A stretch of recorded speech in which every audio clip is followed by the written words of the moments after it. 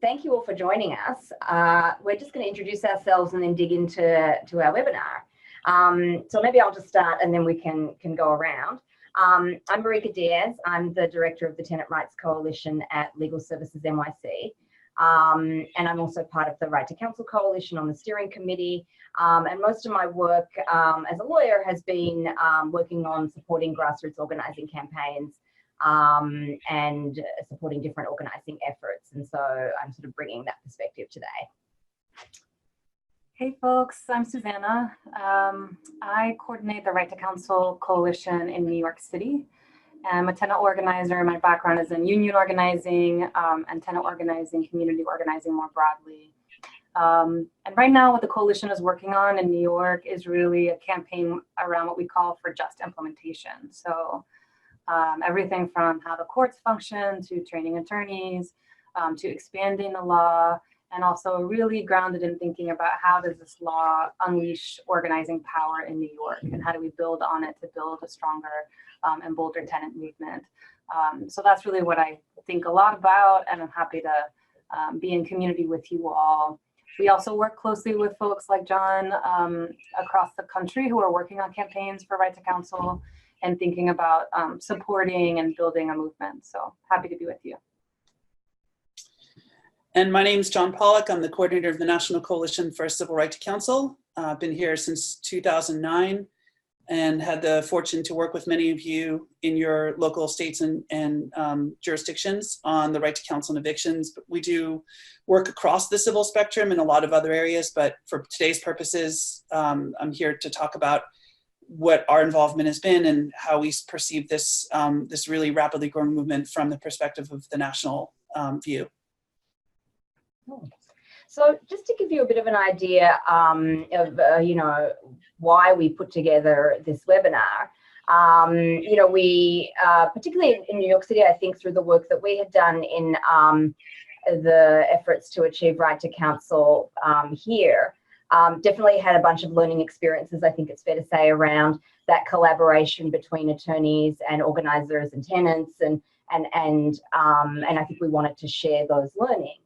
The sort of, you know, that collaboration between lawyers and organisers and folks who are impacted by issues, who are fighting to change things, you know, has a very long history. And I think there's lots of, you know, positive things we can say and things that have been challenging.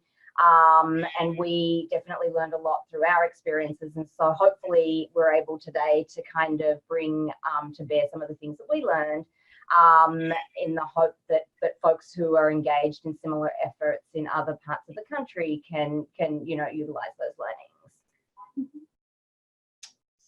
Yeah, I think I would just add that in New York, you know, it's not like when we ran the campaign, we knew that it would spark in so many places. And so we're so excited about that, and excited to work with people like in community and in solidarity, and understand that struggles are different in different places and campaigns are going to look really differently. But often we get this question around, like, why did we fight for right to counsel? Where did it come from? And I think maybe understanding that story a little bit, and also like the larger vision of what we see it versus what we see it to be or hope it will be in terms of how it will build a movement, might be useful to kind of think about and build on. And also I think thinking about, you know, what does it mean across the country when people are fighting for it, and how do we support each other, and like set standards for what it could look like. So that's, I think, part of also the reason to do the webinar. And from my perspective, we have seen the value of organizing and how it has, in the cities that have passed the right to counsel, it has been so powerful what has passed and how effectively it's been passed in the places where organizing was really strong. And it, you know, historically, the movement for right to counsel in civil cases across the spectrum has been so lawyer driven. There hasn't been that same dynamic. And we've seen how transformative that can be. And we feel, as we work in each new jurisdiction, it's extremely important to figure out how to centralize organizing in the efforts that legal services attorneys and others are making. So we're really excited to have this partnership. We really have seen how much the movement has benefited from it. And we're hoping that you will all see that too as well today. Awesome. Cool. So, John, I think you're going to take us through a little bit about the National Coalition and some of that national context for this, right? I am. And you should see my slideshow now. Do you see it? Yeah. Yeah. Great.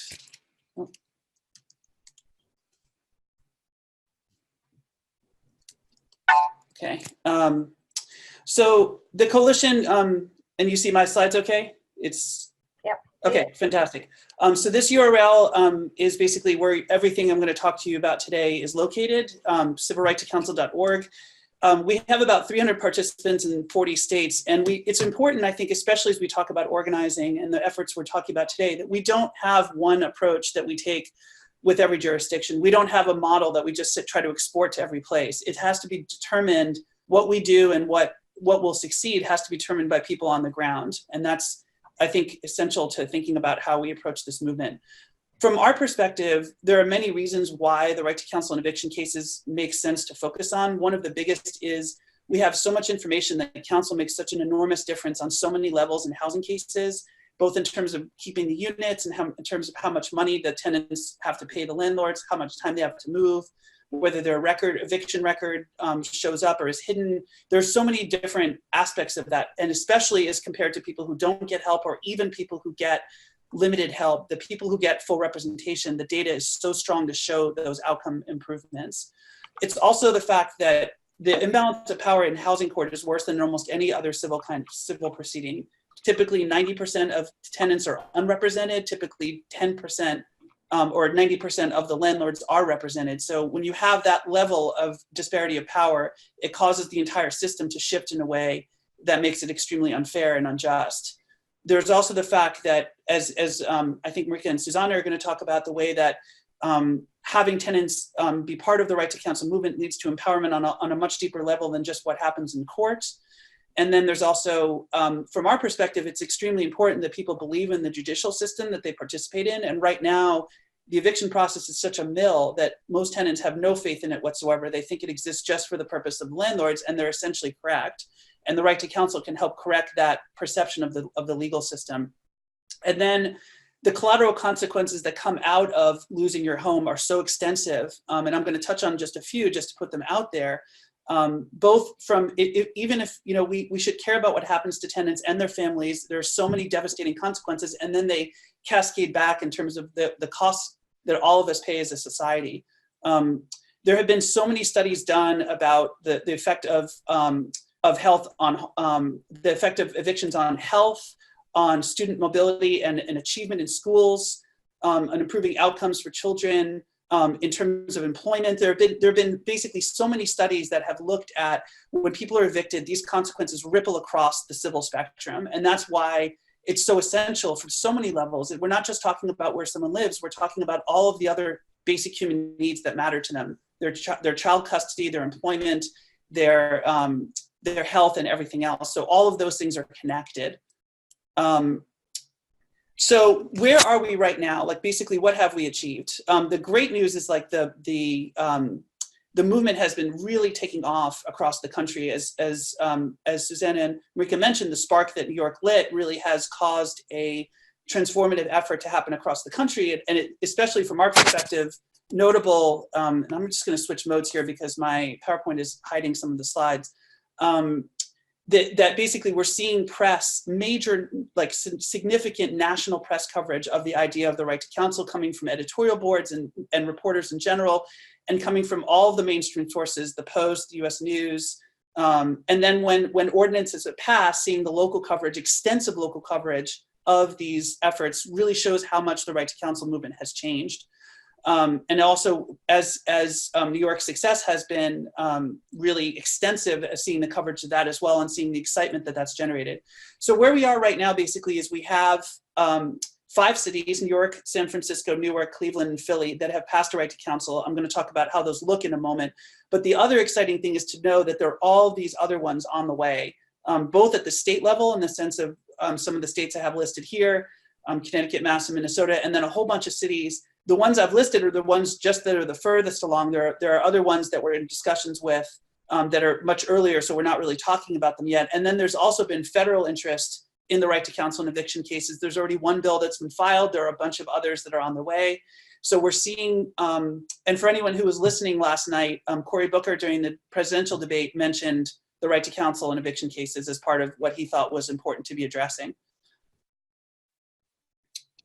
So in terms of the already enacted legislation, I'm not going to spend a lot of time on this. I just wanted to give you the sense from this slide that the ordinances that have passed are they're all slightly different from each other in terms of, do they cover administrative proceedings as well as evictions? Do they cover subsidy terminations? Do they cover appeals? Each jurisdiction has taken a different approach that way, also in terms of the income limits and in terms of implementation.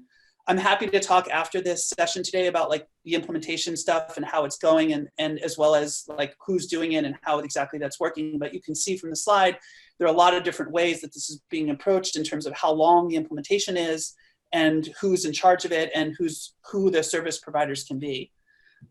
It's worth just spending a moment on a couple of them just to like give you a snapshot of like how these things can sometimes come to be. Like in Philly, the ramp up started several years ago with the city council saying, we want to understand evictions as they are connected to health issues. And they basically ordered the study of looking at evictions and substandard housing on health and including the right to counsel. Then there was a policy brief that was done. There was media pressure that was put on by various sources. The city then, after that, as well as community input and legal and extensive coalition building in Philly, they made an initial investment of $500,000.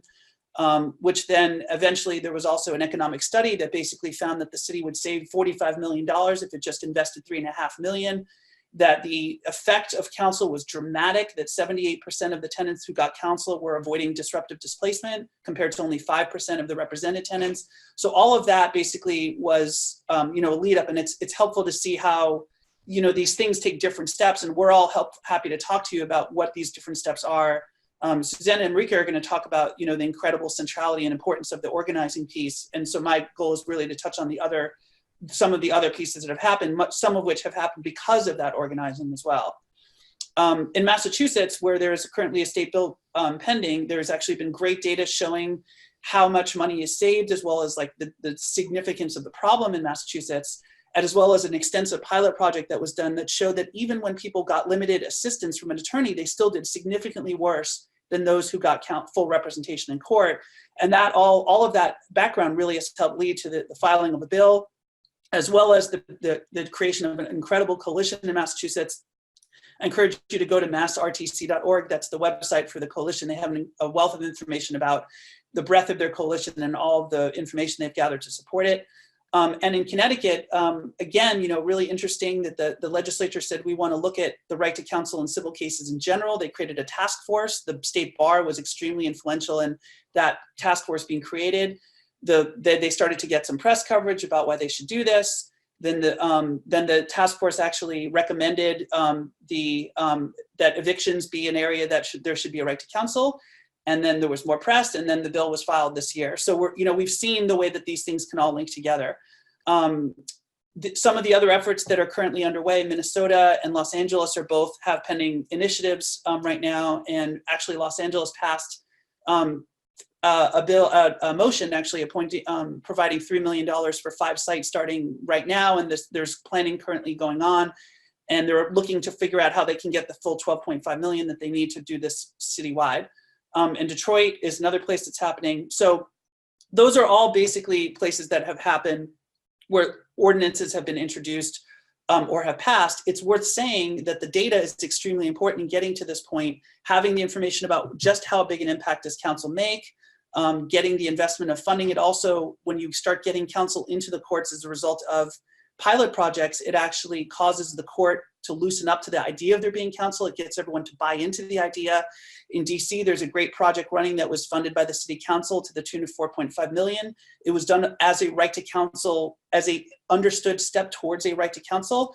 And they have, and basically after this project's been running for a couple of years, they found that the tenants without counsel are twice as likely to be found in breach of the lease, 3 times more likely to be subjected to a writ, and 7 times more likely to be given an unfavorable consent judgment, which is not a settlement. That's basically a much less favorable agreement that the landlord gets. So basically they're seeing tremendous impact, and that's what's going to build the dynamic towards getting eventually towards further legislation.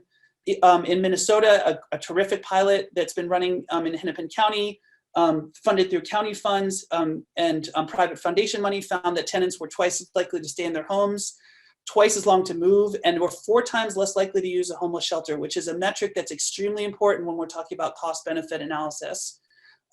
This year, the Washington legislature and the Washington state legislature appropriated about $1 million to study 1,000 eviction cases, over 1,000 eviction cases in Washington state. And then I would just, as I get sort of close to wrapping up, I just want to mention that some of the studies have looked at what exactly does council or other kinds of representation do? Do they actually change the outcomes of these cases? And in one study in California, they found that, wow, like, giving people limited assistance, like, someone who just gives brief advice, that drops the default rate to almost 0. And that was, an incredible thing to see. But it also, they found that in terms of changing the outcomes, that brief assistance made almost, and literally in some cases, 0 difference in terms of what happened to the tenant, in terms of how much money they paid, how long they had to leave, how often they were ordered possession. Whereas when they compared it to full representation, it basically tripled in terms of their ending in possession of the unit, and literally paid no dollars to the landlords, as compared to 3/4 of the tenants who got just limited assistance. There have also been a number of reports that have been done that have looked at existing data rather than trying to run a new pilot, and they basically have, and I flash these up here just to show you the geographic breadth of this. This is not just New York, San Francisco, and everything. This is, this is Baltimore, this is Hawaii, this is Seattle. Looking at this, these studies look at how infrequently tenants are represented, the default rates, the costs of eviction. These kinds of things are incredible for building momentum. They're the tools, part of the tools that organizing can use to leverage to put pressure on jurisdictions. And the last note that I'll say as I wrap up is, it's important to, when we think about the right to counsel, to also think about how does this connect to the substantive law? Like, to what degree does the substantive law need to change, and to what degree do we need other things like emergency rental assistance in tandem with right to counsel to make it as effective as it needs to be? If you want to see all this information on our website, it's there. We have interactive maps where you can see the latest developments, and you can also see all the legislation in broken out view, as well as the status of what has already passed across the country. We also have a comprehensive bibliography that shows everything that's ever been written about the right to counsel in every civil proceeding, including in housing. That's all on our website, as well as other resources, people who have written about why right to counsel in housing court, what are the arguments for it from, like, from a lawyer's perspective. So I'm going to turn it over now to Susanna and Marika, but I'll be happy to take questions at the end, or this is my contact information for people who have questions after the webinar. Great. Thanks, John. That was very helpful in giving a kind of large-scale overview of the depth of interest in right to counsel on the enormous amount of studies and data that's been presented. I think what Marika and I are going to be thinking about and talking about for the time that we have left with you is really about the role of organizing and running these campaigns, and the role of lawyers in these campaigns. And so we wanted to really just like take a breath and also ground the conversation in what organizing is. I think, at least in my experience as an organizer, there's not always a lot of consciousness about what organizing is. Often we know what mobilizing is or activism. And so we just kind of wanted to ground it. So organizing is really, and I think this maybe we'll get into the differences between organizing and legal approaches, but organizers are deeply interested in how we do things, not just what we do. And the real process of organizing is to say that the world is not as it should be, and it's our job to change it. And so the process of organizing is bringing folks together, the folks that are most impacted by an issue. We often say that the people who are most impacted are the people that are closest to the solution, closest to the problem, closest to the solution. And we don't say that as like a liberal thing to say. We say it because that's where we think the best solutions come from. And also when we have movements that are led by the people that are most impacted, it means that they have the most to lose and can guide the movement in a way that is powerful, versus and from a framework of organizing around what we need versus what we think we can get. So organizing is bringing folks together and saying, what is wrong with the way the world is? And why is it that way? So analyzing the problem and thinking, what are the root causes? Who benefits from society being structured this way? And how do we understand? So for example, when the Right to Counsel started in New York, there was a lot of organizing in the Bronx that preceded the Right to Counsel movement around the injustices of housing court. And we did a problem tree and we said, what is the root at all of this? Where we talked about white supremacy, we talked about capitalism, we talked about colonialism, and really thinking about how is this institution of housing court birthed out of that history? Because that informs our strategy when we think about how we organize. So that's kind of what I mean when I say analyze the problem and where it comes from. And then also thinking about what is our power? So what are our solutions and how do we understand the kind of power that we have to achieve those solutions, and also the kind of power that we need to build, right? And so doing that power analysis helps us think about what strategies we need to use, what tactics we need to use in order to build our power. That the injustices that exist also exist because of this power imbalance, right? And so it's not just about evictions or just about housing court. It really is a reflection of power and how power is distributed in our cities, in our courts, in our country. And so organizing is kind of the process of identifying the issues, understanding where they come from, developing solutions, and then developing a campaign to win those solutions. And that's where we think about strategies, tactics, and building power. And in the process of doing that, we do campaigns really to build a movement. And that's why I said that we really care about how we do things, because we want to do things in a way where we don't just win the thing, but we set ourselves up to win more and more things going forward. And so that's why leadership development is so important, that the folks who are doing the work and running the campaigns, some of you may know Randy from New York. He'll often talk about how he didn't ever want to speak in public, never wanted to be on TV. And now I'm sure many of you have met him at conferences and speaking on panels. That is powerful when people who can learn skills, can develop leadership, and can run campaigns. So we want to do so organizing is really like campaigns develop leadership, they develop our critical thinking, they bring more people into our organizations and build our base so that our movements are stronger. And also, I think organizing is like the process of practicing the world we want to see.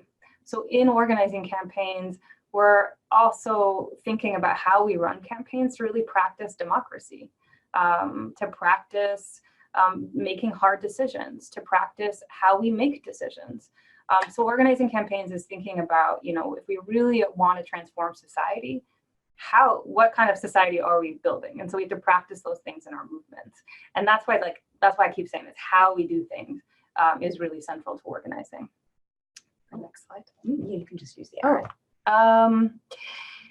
Yeah, so I think I won't say too much more about this, but it's also builds our sense, I guess, collective struggle. I would say it builds our sense of interdependence, right? And thinking of how we build needing each other. That, Randy also will often talk about how he got into the campaign and he was one of the founding members of the coalition because of his personal experience. He was facing an eviction. He got an attorney, he won his case, but he says, I got involved in the movement because I never wanted anyone who went through what I went through for that to happen to anybody. So the sense that we're collectively accountable for what happens to each other. And then I think also, this creating, we also talk about organizing as like transforming the nature of human relationships. So thinking about that when we do that with each other, in larger society, we are competitive, we are individualistic, and that through the process of organizing, we transform how we relate to each other, being interdependent, being loving, like rooted in compassion, and breaking isolation. That part of what keeps us from being powerful is that we experience our issues as individual problems versus political problems. So this collective struggle piece is really central to organizing, in addition to leadership and building power. Yeah. I think the other thing to think about in terms of what organizing is, is just that so much in tenant organizing, we see like, so there's breaking of isolation. So for example, people forming tenants associations, building relationships with people they never knew, people that were strangers become kind of part of your family. And then when something else attacks our communities, that we're then ready to fight it, right? So the process of learning how to organize, understanding our own power, we often say that organizing is the process of creating space for people to know and claim the power they already have within them, right? And so the understanding that power and understanding how to analyze a problem, solve a problem, build the power to win our own solutions is not just something that is about right to counsel or evictions, but that understanding our neighborhoods are under attack, our communities are under attack. And so when we win through organizing, we're also better prepared to fight against other things that happen, like bank foreclosures or ICE coming into our neighborhoods, or workplace exploitation and violence. And also, like I said before, thinking about so for example, in New York, we often say, and honestly, we didn't think very much about this during the campaign to win right to counsel. It was because honestly, we also didn't know we were going to win. So when we won, I think we really said, this is amazing and beautiful and historic. And also, we have to make sure this win sets the groundwork for bigger campaigns to really center the idea that housing is a human right, because we don't want right to counsel to legitimize evictions. Or to say, oh, because you have an attorney, because housing court is more fair, because we have due process, that our evictions are okay. We believe really that evictions are violent. And so we're really thinking deeply about how we launched the worst evictors list, or we did a couple weeks ago a People's Tribunal on evictions where we put the worst evictors on trial.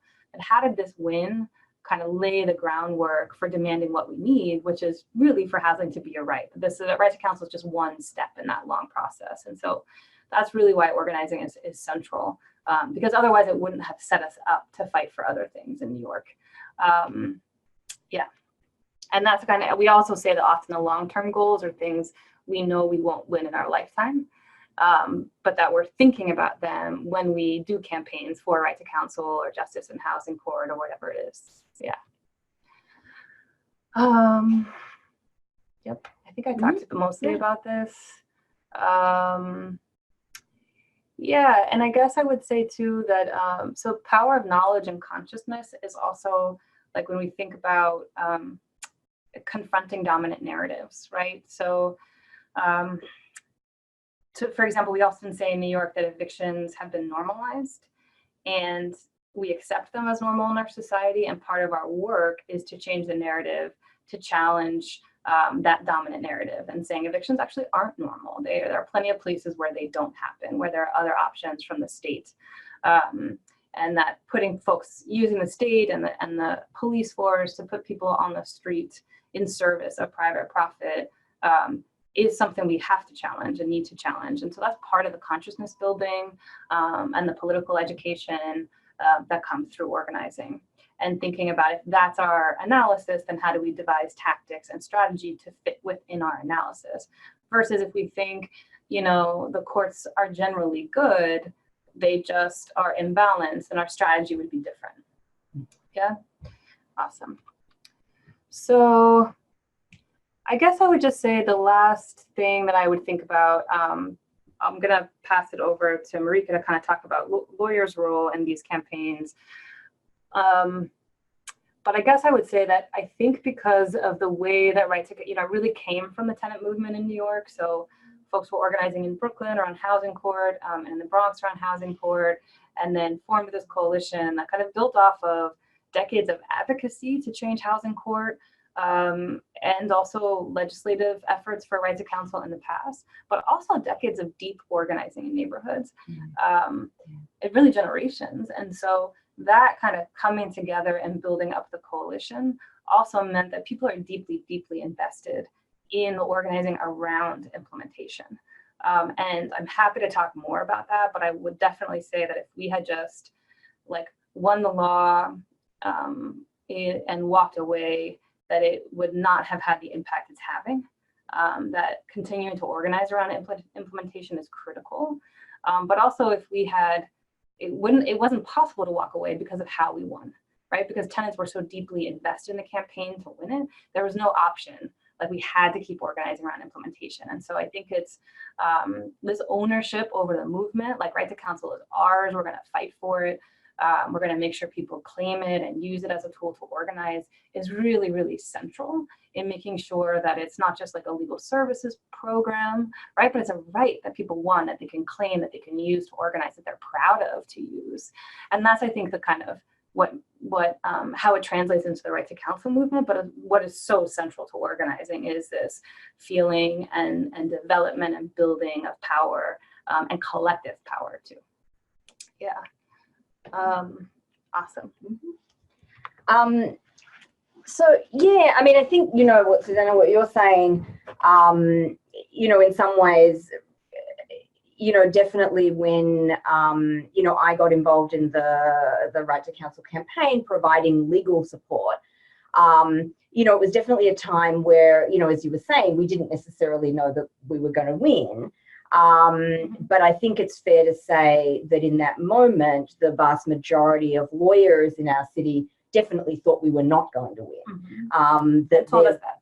Yeah. And were very vocal about that and very clear that this was, you know, had been tried many times before, usually by lawyers, and had been unsuccessful in you know, winning the right to counsel. And so I think that, you know, sort of mentality was a real reflection of the two different places in a certain sense that folks were coming from on the organizing side and the legal side.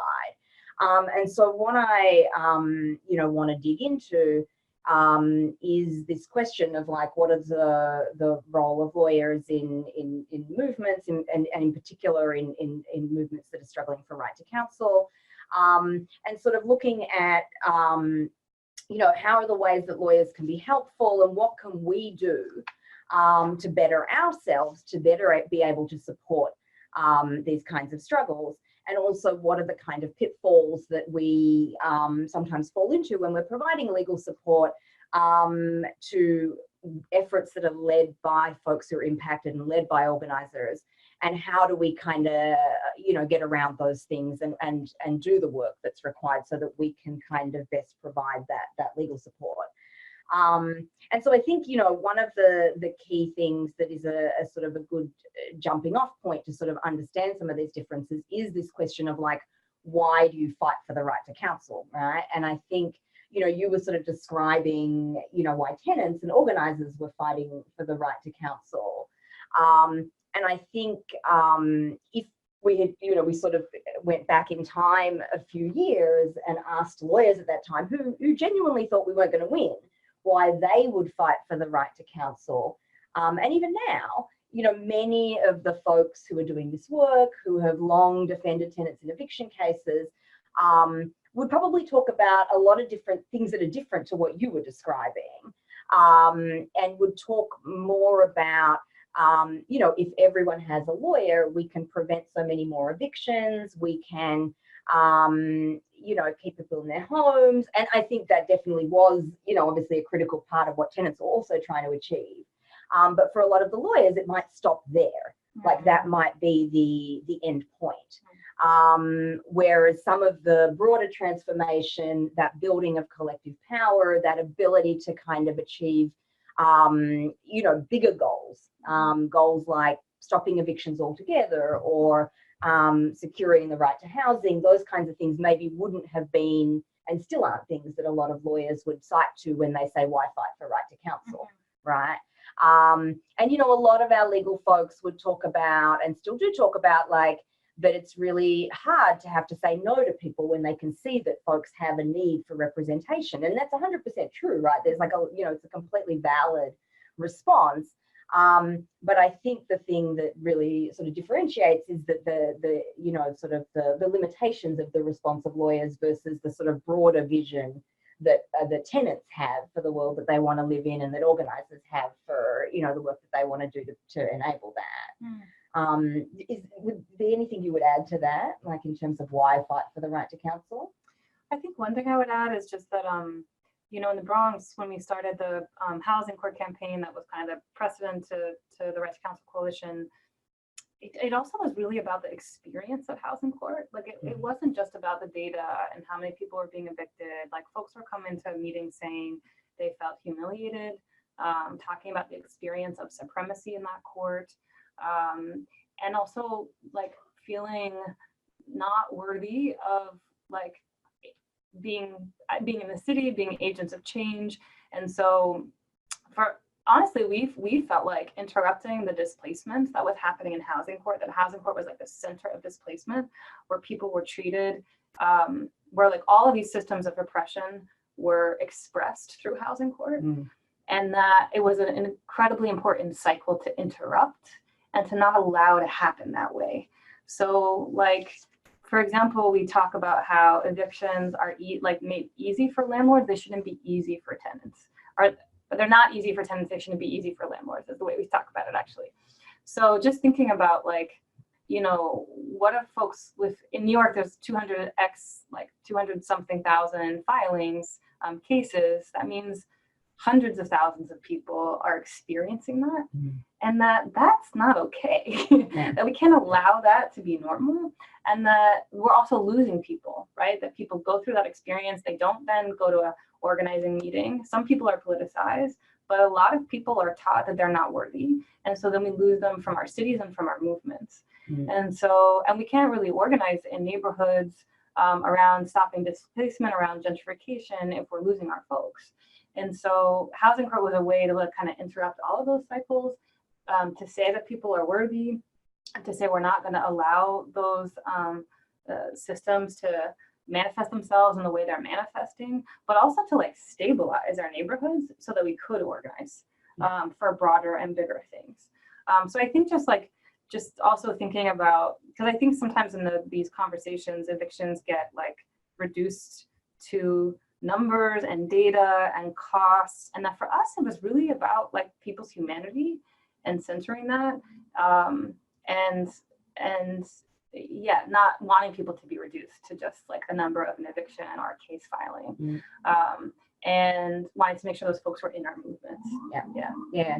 And you know, I think one of the things that you know, we can see the list of names of folks who have joined, and so I see, you know, some folks that we know who you know, we know are housing attorneys, who've been housing attorneys in New York City, and you know, one of the things about practicing as a housing attorney, representing tenants, at least, you know, I can speak for New York City, but I suspect it's very similar in other places, is that this concept of like that evictions are not normal, that what goes on in housing court is not normal. Sometimes it's hard for attorneys to grapple with, because the very effect of practicing in that court day in and day out has a normalizing effect, right? And so like, I certainly know from my own experience of practicing there, you come to accept things like your first day you walk in and the whole thing seems entirely unacceptable, and offensive and scary and horrifying and all those things. And then day in, day out, you go into that place to represent tenants, to fight to keep people in their homes. And little by little, you start to normalize within your own mindset certain things that maybe on the first day totally were shocking to you. And so, and you know, for a lot of the folks that we work with who've been, you know, the leaders in our community of tenant lawyers, they've been doing that for decades. And, you know, and that has an impact on how we view things that go on in housing court. And I think it's fair to say, at least this was my experience, you know, you try to maintain the rage, you try to maintain that shock and horror. But it's hard, right? Because you're also going in there trying to do a job and trying to you know, work within that system. And so I think that that factor is kind of really runs deep in terms of some of the challenges I think we have in terms of organizers and lawyers working together. Okay, so what I'm going to dig into now then is a little bit looking at the lawyer side of things, and looking at how we, you know, and in particular myself as an attorney, have tried to work with, you know, the Right to Counsel campaign to provide support. And this material derives from a more general training that I give on how lawyers can provide support to different struggles. And you know, we're going to talk about it more specifically in this context of right to counsel, but there is some sort of also, you know, general content. So, you know, I'm going to start with some sort of like just very sort of practical things. You know, and the first one is really this question of like access to resources, access to power. You know, we have seen an upscaling in the resources for legal services over the last few decades, and in particular in the last few years in New York City, simultaneous with a downscaling in the resources that is available to organizing, right, and funding for organizing. And it doesn't necessarily always feel that way from the legal services side of things, because you also feel like you don't have the resources. But when you look at the comparison, certainly, you know, with the rise of neoliberalism, there certainly has been a sort of a demonstrable kind of diminishing of the resources that organizers have access to. And a much greater emphasis on the services side of things, whether it's legal services or other kinds of social services. And so, you know, one of the things that we can do as legal services organizations is actually be a resource ally. And I wanted to credit you know, a former colleague, Tammy Kim, for this terminology. She has an article that you can read about work that she did in the sort of community lawyering context. And you know, and that's certainly a role that we can be very helpful playing. And in particular, you know, when you're talking about right to counsel campaigns, we really do have access to the very resources that are needed in a certain sense. And in particular, to play a role of tactician or strategic advisor. And, you know, in the New York City campaign and even in our ongoing coalition work, you know, what that really looks like is kind of helping folks who are in leadership of the work, which are the organizers and the tenants, to draft legislation, to think through questions around implementation, to think about, you know, how will this integrate, you know, and kind of challenge the way that the court system is working. How do we achieve what we want to achieve within the context of that court system? How does it look in terms of legal services operations? You know, that's where we obviously have a real depth and wealth of knowledge that we can contribute to campaigns as they then devise their own strategies and tactics about how to achieve the solutions that they've chosen. You know, there are some pitfalls there, I think, and we're going to talk a little bit more about pitfalls later on, but definitely, you know, there are ways in which that depth and wealth of knowledge that we have can actually at times translate to sort of a limitation of our own sort of sense of vision of what's possible. But nonetheless, you know, in terms of this sort of tactician or role as a strategic advisor, you know, we definitely have a lot to contribute and can be really helpful there. You know, the other thing is really sort of like a question of like access. And there's sort of two sides to this coin, I think. Like, you know, we have a lot of access to spaces and people and power. Like, I can, you know, send emails and get meetings with folks that sometimes a tenant sends an email and they can't, right? And that's obviously not the way we want the situation to be.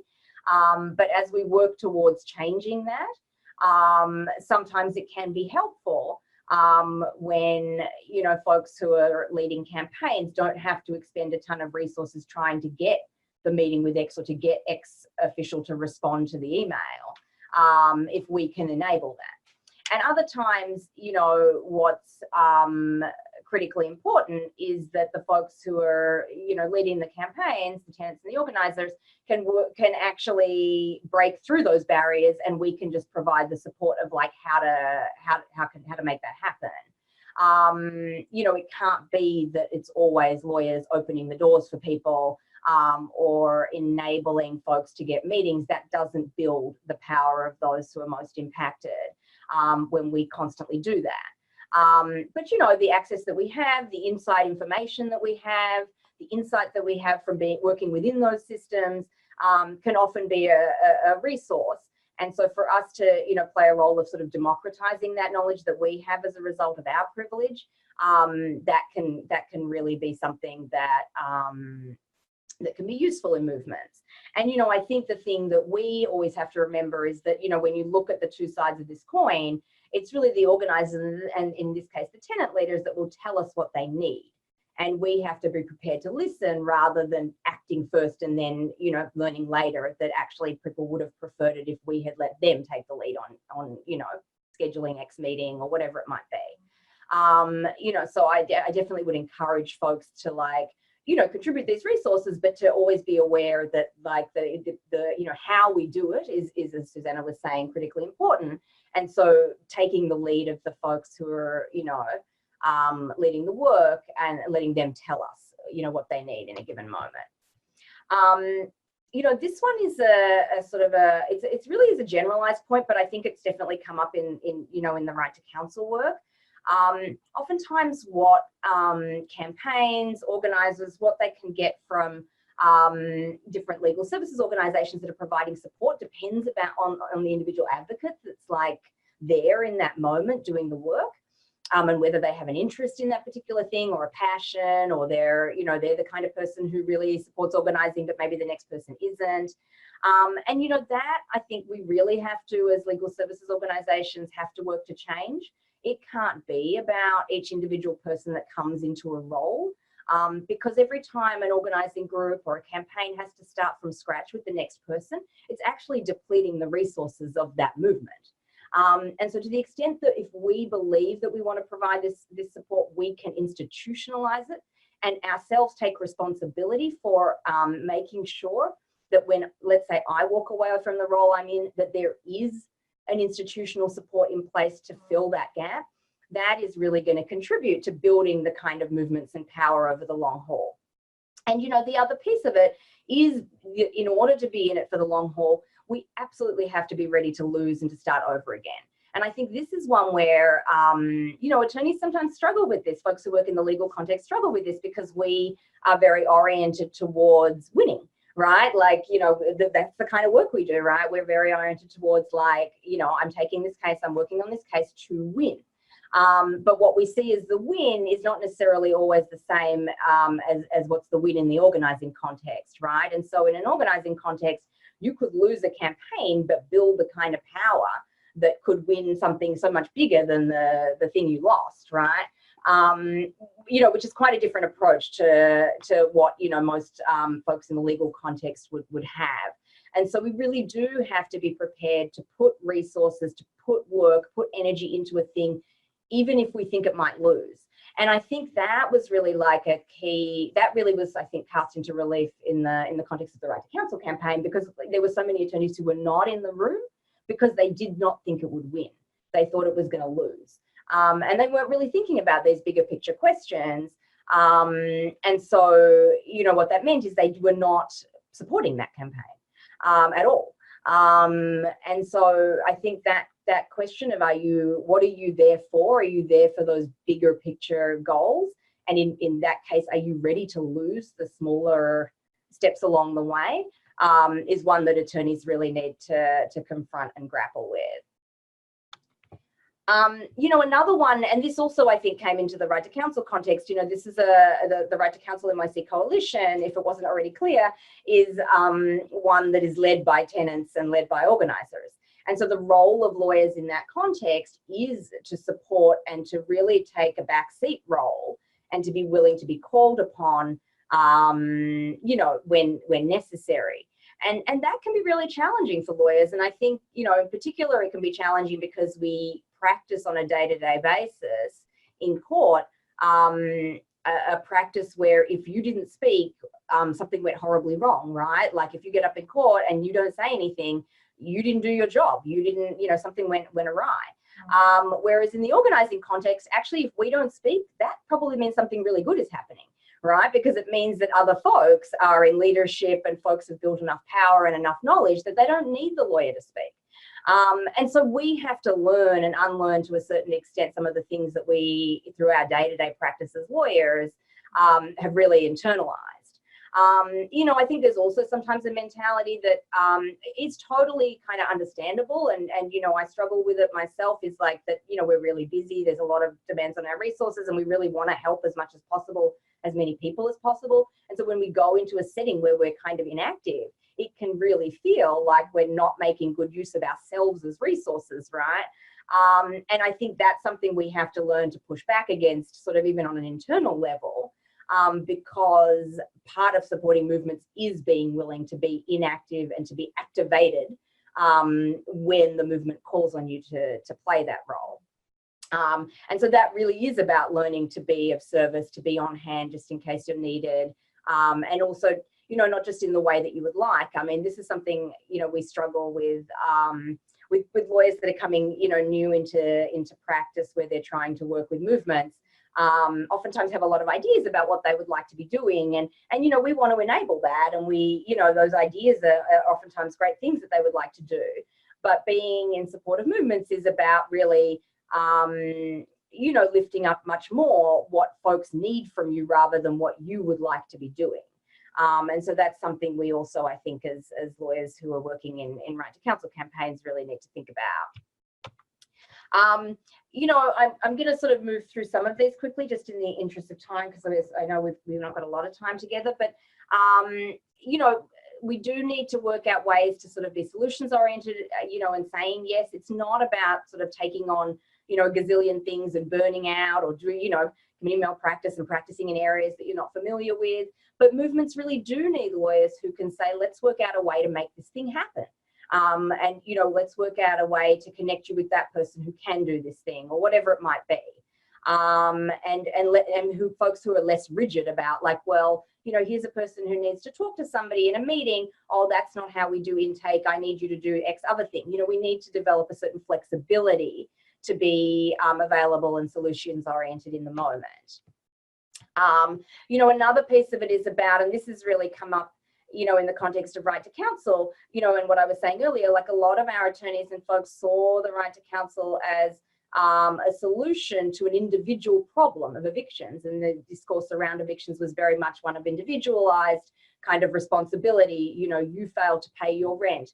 You know, you didn't manage your money properly. You didn't, you know, you did X thing that then is causing the landlord to accuse you of being a nuisance in the building, or whatever it might be. Whereas we know that evictions are not an individual issue, that they are actually a systemic problem, and that housing is systemic, and homelessness is systemic, and everything about this is systemic. And so to the extent that we're doing lawyering in this context, you know, if we're going to support campaigns, we need to really, in some ways, de-individualize our own approach to the issues, and develop a much more systemic approach. And then, you know, finally, I want to say just a couple of things about, you know, how we can be in collective struggle, be in solidarity. You know, that is also a critically important part. You know, we as attorneys come into spaces, and you know, it's hard because we're sort of talking about taking a backseat role and kind of knowing our lane and knowing our place in you know, what we offer. And at the same time, you know, it's really important that we see ourselves as part of the collective, that we're acting in solidarity, and that we learn to be in community with folks, and you know, trust people around us, to see the folks that we work with in movements as just as powerful as ourselves. You know, oftentimes when in the role that we play, providing legal services support, we see people always when they're in their most vulnerable state, when they're in their most distressed state, when they're facing the, you know, the really big problems in life. And so it can oftentimes affect how we view folks. And, you know, like for me, just as a personal level, like being part of the Right to Counsel campaign, you know, I'm with folks that we represent in cases, and we see them, you know, at their most vulnerable, but in that context of the Right to Counsel movement, I see them at their most powerful. And a lot of attorneys don't get to experience that, and so come to have a particular view about folks who are most impacted by issues that diminishes the power that they have. And so I think, like, I would really encourage folks who are doing this work to really learn to be in community, to sort of be in community in ways that aren't always about problems. You know, one of the things like we had an issue with was like that we, you know, folks like won the right to counsel and wanted to celebrate and put on parties and like celebrations, and then the lawyers didn't come. You know, and then they're in housing court day after day doing this work, and they're missing out on the thing that, like, those moments where you get to see those same people you see in housing court celebrating this amazing win. And I think you miss out. And it's also, you know, something that feeds you in the work to be able to be part of, you know, in community with folks in that way. And so, you know, I would really encourage folks doing this work to, you know, develop that. So, you know, there are a lot of things that we could talk about in terms of like how lawyers impede movement building. And, you know, some of them we've touched on. You know, I think we're doing okay on time. So I'm going to go into these a little bit, but maybe we'll skip over a few, you know, without too much detail. I think, you know, this initial slide is one that really impacted, I think, you know, oftentimes conversations around, you know, throughout the campaign, the Right to Counsel campaign, but then even afterwards, right? You know, as lawyers, we oftentimes are practicing, we're engaged in a practice. It really starts in law school where in our minds become finally attuned to identifying risk, oftentimes when it's the most minuscule level of risk. You know, and for a lot of us, and I speak for myself, you know, I carry this into my personal life and into every aspect of my life, that I am oftentimes seeing the problems and the things that could go wrong first before I see the things that could go right. And I think, you know, in context where people are trying to build movements, they're trying to develop campaigns, that can often be very unhelpful, right? So the very thing that we've learned how to do with a great degree of skill and that we utilize in our professional lives, in a movement context, you know, sometimes what's needed of us is actually the opposite, right? And so that's something that we have to work on, right? We sometimes have trouble, you know, thinking outside of the existing systems and institutions that we operate in. And this, you know, definitely, you know, had an impact in the Right to Counsel campaign. You know, and in particular, I think it really impacted, like a lot of the lawyers didn't think it could win for this very reason, right? They could see all of the reasons why it couldn't win before they could see the reasons why it could win. And they had trouble imagining housing court as anything different from what it was, because that was the thing that they saw every day. And so that, you know, that's something that if we're going to be helpful in movement spaces, we definitely need to confront.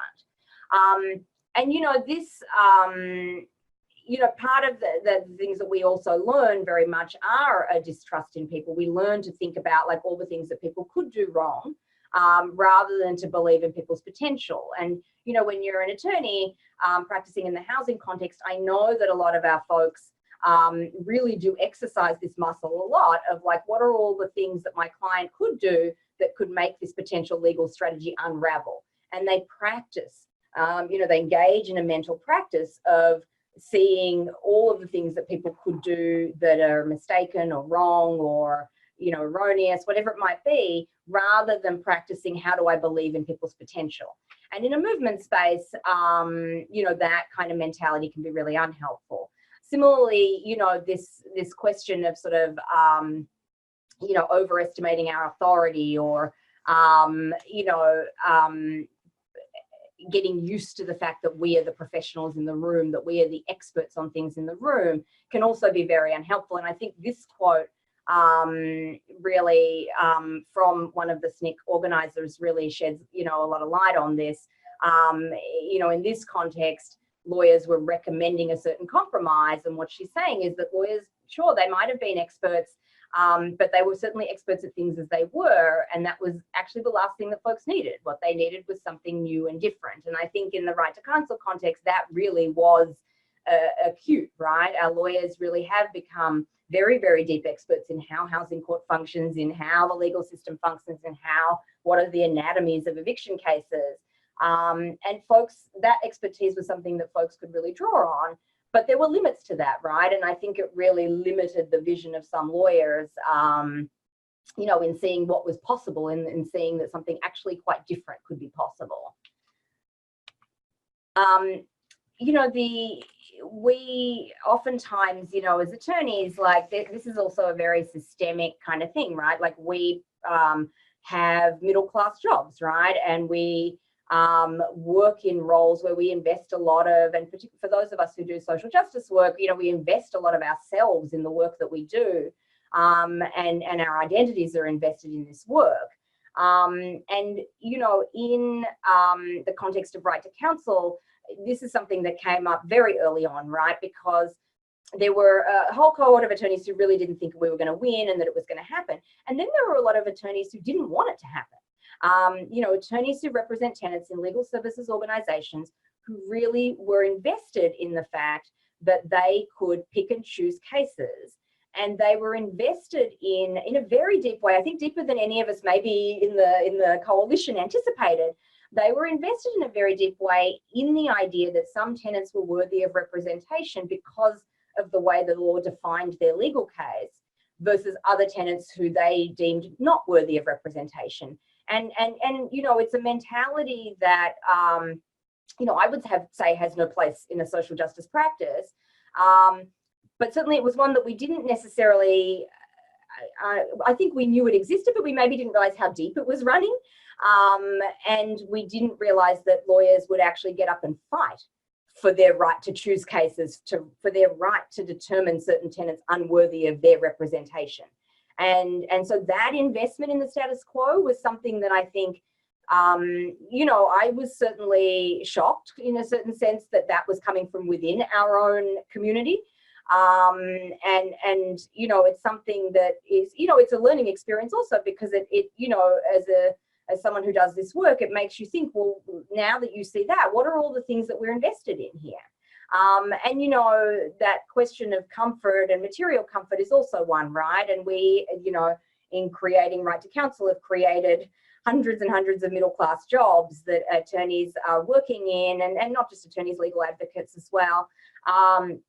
And, you know, what we need to think about is how do we do this work in a way that centers tenants, that centers what tenants fought for and what that vision was that they had for Right to Counsel, rather than the needs of the lawyers doing this work, which, you know, obviously important, but if we're fighting for those longer term goals, can't be at the center of what we're doing when we're implementing Right to Counsel.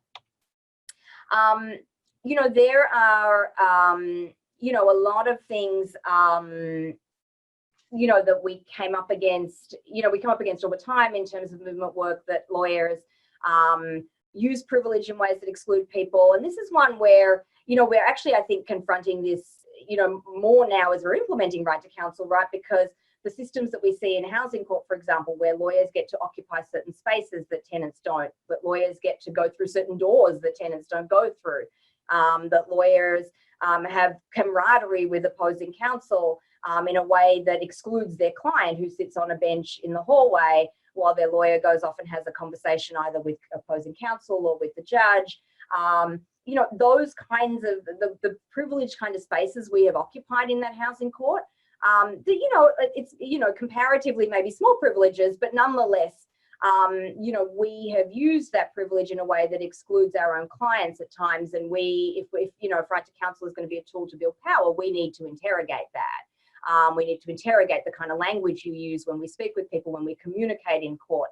Do we use language that communicates in a way that our client can't who's sitting beside us at the bar table can't understand, right? Like what are the things that we do to perpetuate the power structures there?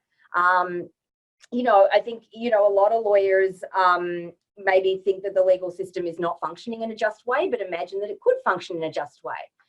Whereas, you know, what Susanna was describing in terms of why folks fought for the Right to Counsel was much more about saying, actually, you know what, this system probably is never going to be just for as long as people can evict other people in order to make profit, for as long as there isn't a right to housing, for, you know, for many different reasons. This is probably never going to be just.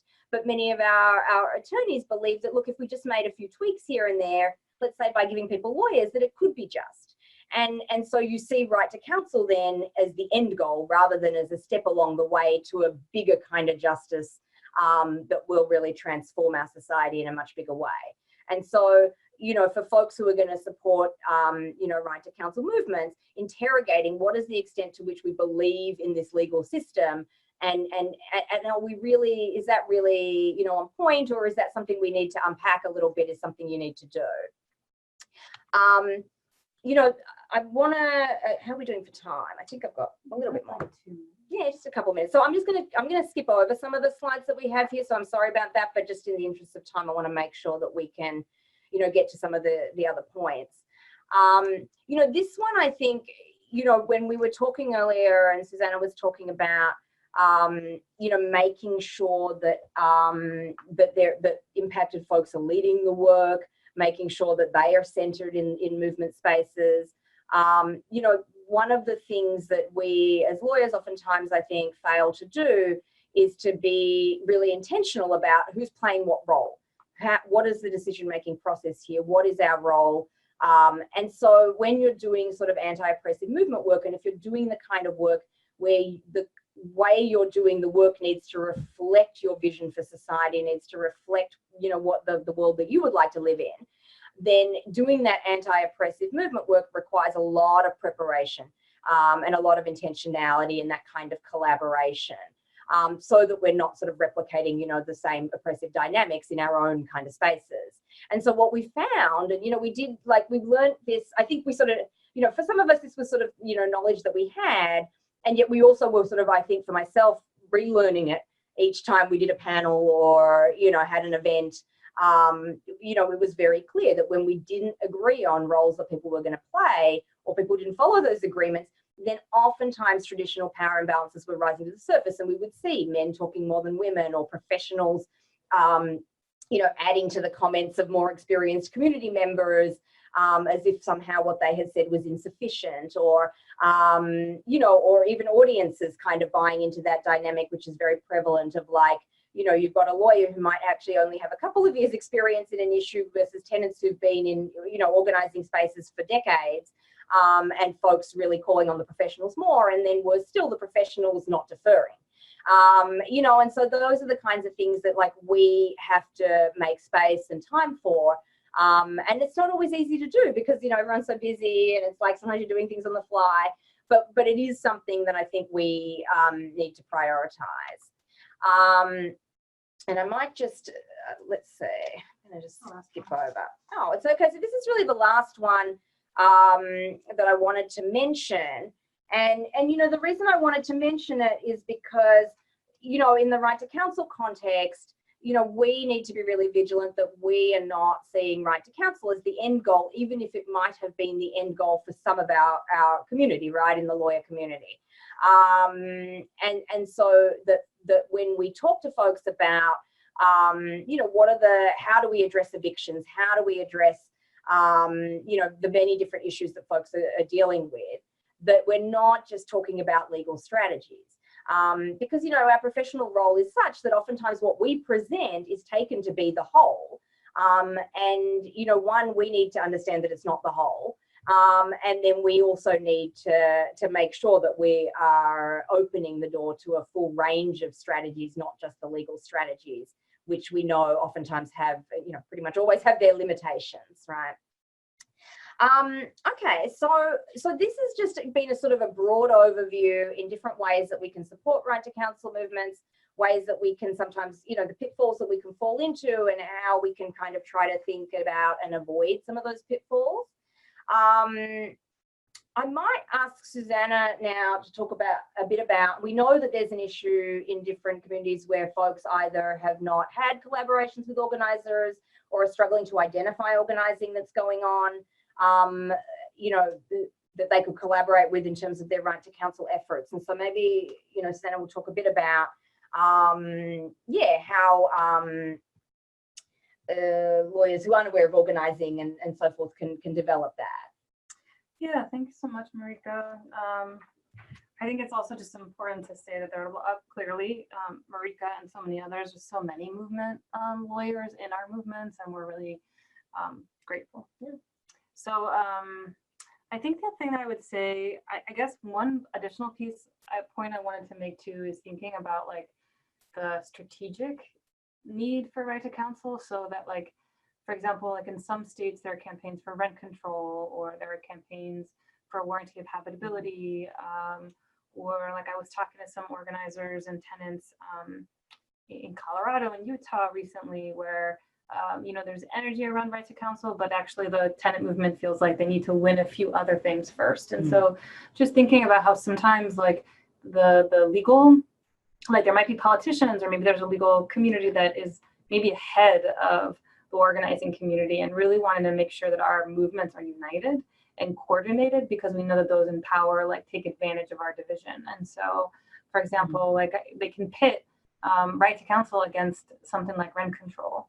And we're really worried about that because we know that right to counsel is something that's a little bit more like palatable to folks in power because they see it not like we see it, right, as a tool to build power, as restructuring and reclaiming the courts, but they see it as like a due process demand.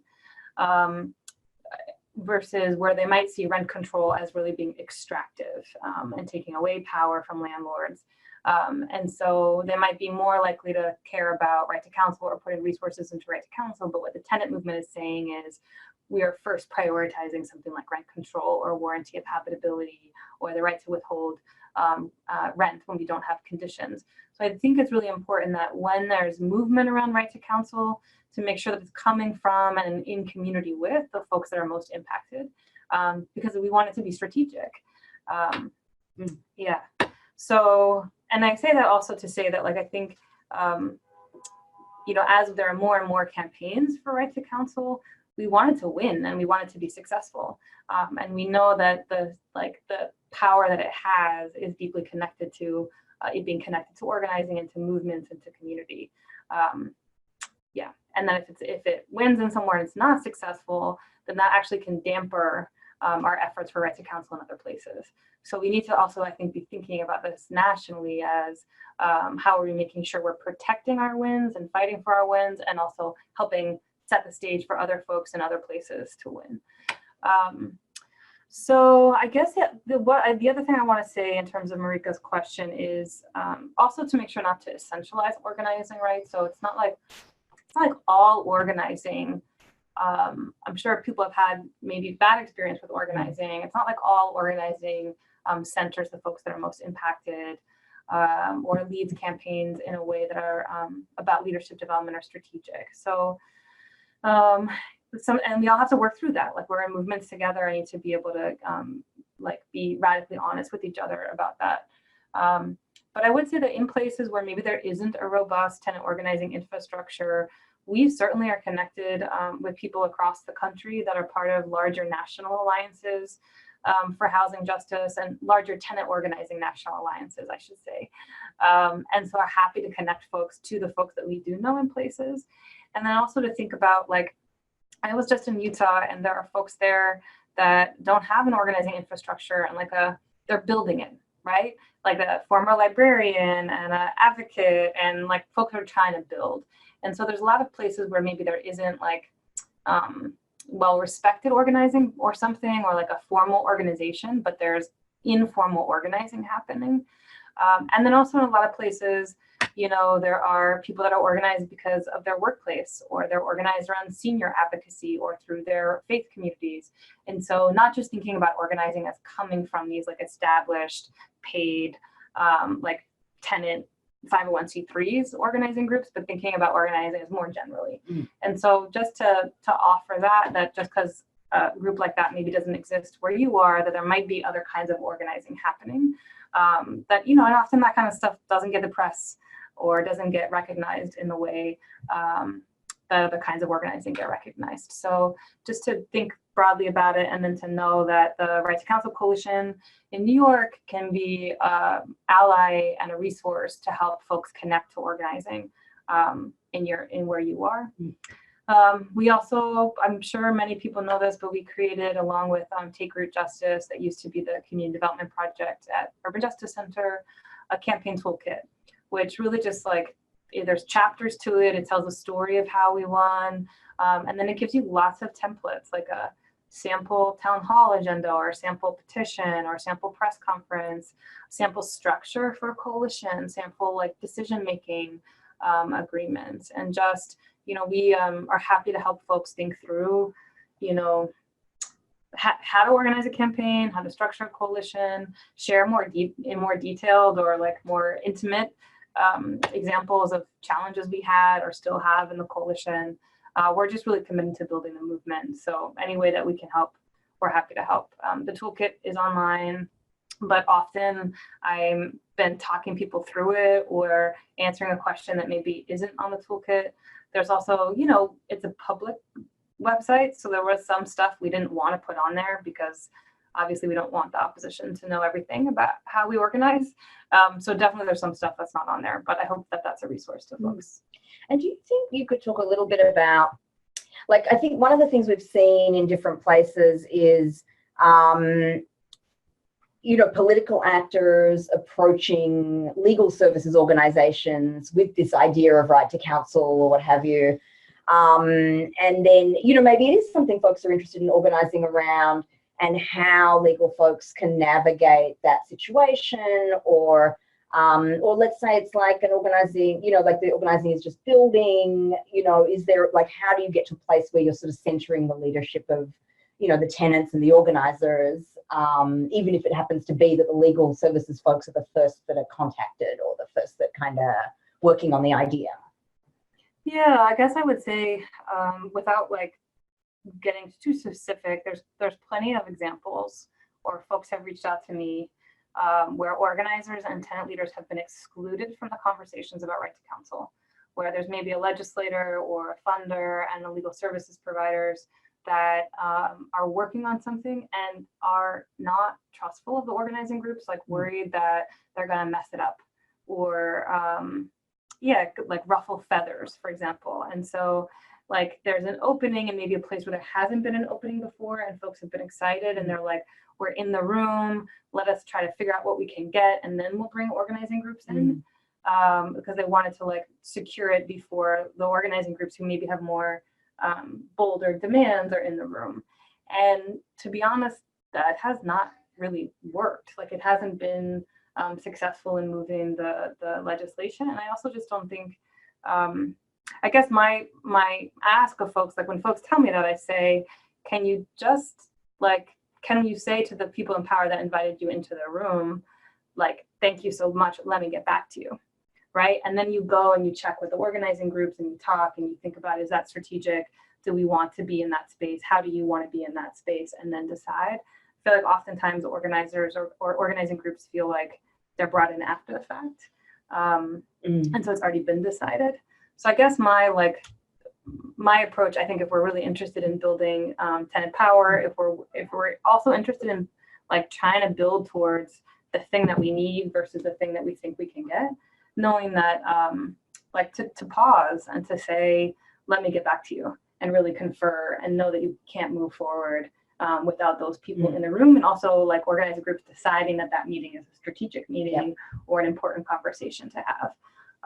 And I can say that that's happened in multiple places at this point. And so I think it's really important to like, I know it's exciting, right? There's all this like momentum around right to counsel, and people are getting called and things are moving, sometimes ahead of the organizing, but knowing that if we don't root it in like the larger goal of what we're trying to fight, that not only will we maybe not get what we hope we can get, but that it might not be implemented well, and also that it's not building the movement. And so I think it's actually a real opportunity when legal services get those calls to actually say, to show your alignment with the tenant organizing groups. Yeah. And I think, you know, one of the things that I think is hard to do is to cede power in a certain sense. And, you know, I think we have to get used to admitting that as much as we don't feel particularly powerful, you know, in the world at large, when it compares with like tenants or organizers, oftentimes we do have a lot of power with, you know, funded organizations that have, you know, connections and so forth, and we do get these calls. And it might be that there's a strategic value that you can decide collectively together, yes, you know, it makes sense for you to take that meeting, or it makes sense for you to say yes, and we'll bring X, Y, and Z people from, you know, the organizing group or whatever. But being able to work out a way to extract yourself from being in the most powerful position in that relationship is also really important, I think. And it's not easy to do, because also like, I don't know, I mean, I think there's also a certain way in which we also get attached, right, to like being in a role, being in a central role, being the person that people call, or being, you know, and so being able to take a step down and go into things knowing that that's your plan, I think is really important. Okay, great. So we had some technical difficulties with the chat function. I'm gonna take us out of the PowerPoint. So we had some difficulties with the chat function in Zoom, and so I'm assuming that nobody is seeing any opportunity to chat with us, to send us questions. I think we can, however, allow you now, which I'm going to do, to, we've got just 5 minutes really, but we can allow you now to unmute yourselves if you have a question you want to ask. Now, we have a lot of people on, so this could actually be a complete debacle, and you might all regret that I'm doing this, but I'm going to do it anyway, and we'll just see if 1 or 2 people well, see, participants are already dropping off, even with just the forewarning of this. But anyway, I'm going to do it. And if you can unmute yourself if you have a question and ask it, and let's see if we get anyone unmuting themselves. And you can see on the, I think you can all see how you can unmute yourself. It should be pretty obvious. It should be on the top right hand. Oh yeah, you can just unmute using the icon, the microphone icon. And you should be able to ask a question to the group if you'd like to. I have a question. Yeah, Amy. Hey, Amy. Hi. I'm just wondering if you've heard from any tenants in Montana who are interested in this idea. I have not. Have you, John? I guess not. No, but I will check. I'll check with a couple of national tenant organizing coalitions. Where in Montana are you? In Helena, the state capital. Okay, I will check. Thank you. Yeah. I have not, and although I will say the breadth of where things are happening is often a surprise to even some of the attorneys, that there's often interest in their jurisdictions that they're not aware of. So please do, that's perfect. They've our contact information is now on the screen, and so all of us are available. If you're in a jurisdiction and you're not sure who's doing something, there may already be something happening in your jurisdiction that you're not aware of, and all of us are happy to be resources to you as you try to figure out how to approach this, all the things we've talked about today. Any other questions? Hi, this is Annette. Can you hear me? Hey, Annette. Hey there, Annette. Hi. So this is really great. In Massachusetts, we're fighting the battle. I'm wondering, and this is really for John, but everyone, if there's a way to compile more data about the outcomes, as New York and San Francisco and Newark and Cleveland and soon Philly, so that there's one place that we can look for that information on how having a lawyer makes a difference. Although it's more than having a lawyer, it's, we're thinking about how to do the organizing and upstream stuff too, which relates to housing stability. But I think having a central place for that data would be awesome. Yes, it's actually in progress as we speak. Both the impact of council and the some of the slides I showed you, where I showed some of the studies that have looked at the secondary effects of eviction. Having all of that data in one place is a project that we're working on right now, actually with support from UC Irvine, as well as the Right to Counsel Coalition of New York City has helped us find some volunteers, and we're going to be working on putting all that together. It's going to take a little while, but we're definitely going to have something out there for the community on that. Thank you. And in the meantime, I guess also, like, if you're on our toolkit, there's a section about like building your case. And I think that it cites to like the different things that we used in the campaign. So hopefully that's helpful too. Yeah.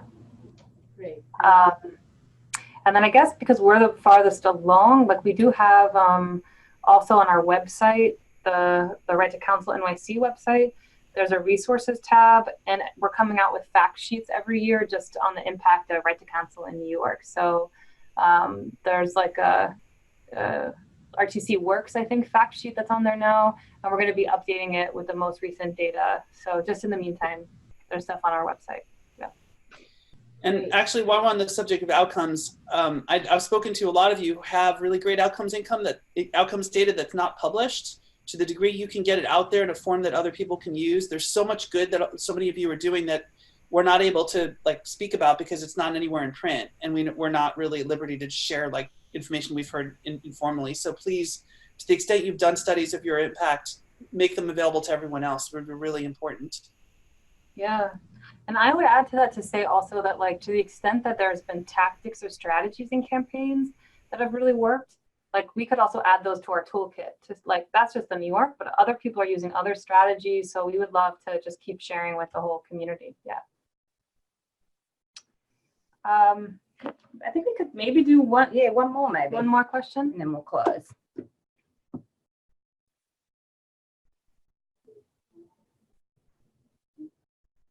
Awesome.